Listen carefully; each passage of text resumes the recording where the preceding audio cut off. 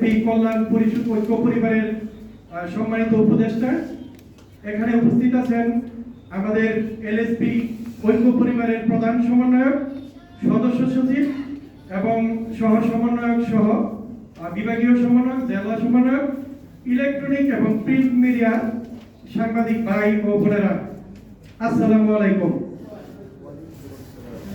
আশা করি সকলে ভালো আছেন। কিন্তু অত্যন্ত পরিতাপের বিষয়, আমরা 4200 এলএসপি তথা 4200 এলএসপিদের পরিবার তথা প্রায় 20-25 হাজার সদস্য, পরিবারের সদস্য এবং তৃণমূল পর্যায়ের 6200 খামারি, 6500 খামারিদের পরিবার আজকে হুমকির মুখে। তাই আজকে এই আয়োজিত সংবাদ সম্মেলন। তো যাই হোক, আমি আপনাদেরকে কিছু কথা বলতে চাই। গতানুগতিক কথা আমি বলবো না। আপনারা জানেন, দীর্ঘদিন এই দেশে একদলীয় শাসন থাকার পরে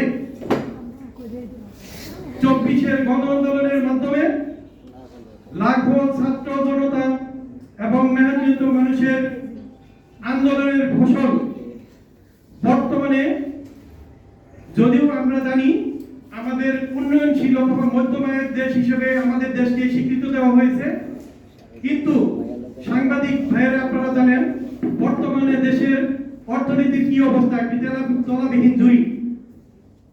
বিগত দিনে পাট শিল্প ধ্বংসের মুখে, ধ্বংস হয়ে গেছে। তারপরে আসছে আপনার গার্মেন্টস শিল্প, সেটাও আজকে জীবনের পর্যায়ে। তো এখন আমাদের কৃষি খাতের অন্যতম, কারণ আপনারা জানেন কৃষি খাতের প্রত্যেকটা সেক্টরে সরকারকে ভর্তুকি দিতে হয়।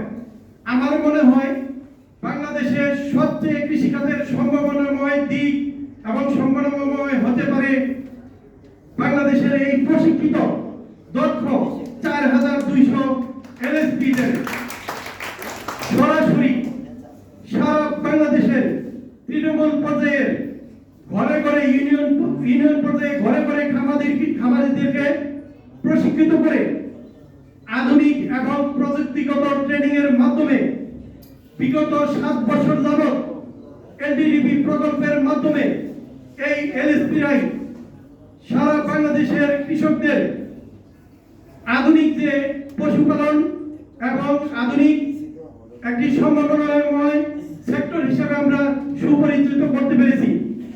সম্মানিত সুধী, আপনারা এও জানেন একটা সময় বাংলাদেশের মানুষের পুষ্টির চাহিদা অনুসারে দেশের আমিষ তথা প্রোটিনের দুধ, ডিম, মাংসের চাহিদার তুলনায় আমাদের উৎপাদন করা সম্ভব হতো না। আপনারা এও জানেন বিগত সরকার এবং বিগত দিনগুলোতে বাংলাদেশে শুধুমাত্র শিশু খাদ্য, আপনার গরু দুধ বিদেশ থেকে আমদানি করার জন্য এই দেশকে হাজার হাজার কোটি টাকা বিদেশদেরকে মুনাফা দিতে হয়েছে। কিন্তু বর্তমানে আমাদের এই এলডিডিপি প্রকল্প আসার পরে খামারি পর্যায়ে দুধের উৎপাদন, ডিমের উৎপাদন, মাংসের উৎপাদন প্রত্যাশার তুলনায় আমরা অধিকতর উৎপাদন করতে পেরেছি বলে আজকে আমরা স্বপ্ন দেখতে পারি। স্বপ্ন না, আমরা এটা সরকারের যদি সদিচ্ছা থাকে তাহলে দুধ, ডিম, মাংস দেশের চাহিদা মেটানোর পরে বিদেশে আমরা প্রচুর পরিমাণে রপ্তানি করে বাংলাদেশের অর্থনীতিতে একটি গুরুত্বপূর্ণ অবদান আমরা রাখতে পারি। যাই হোক, এখানে যখন আমরা বিদেশি মুনাফা অর্জন করব তখন আমরা সরকারের অর্থনীতিতে ব্যাপক অনন্য এক উচ্চতায় নিয়ে যেতে পারবো।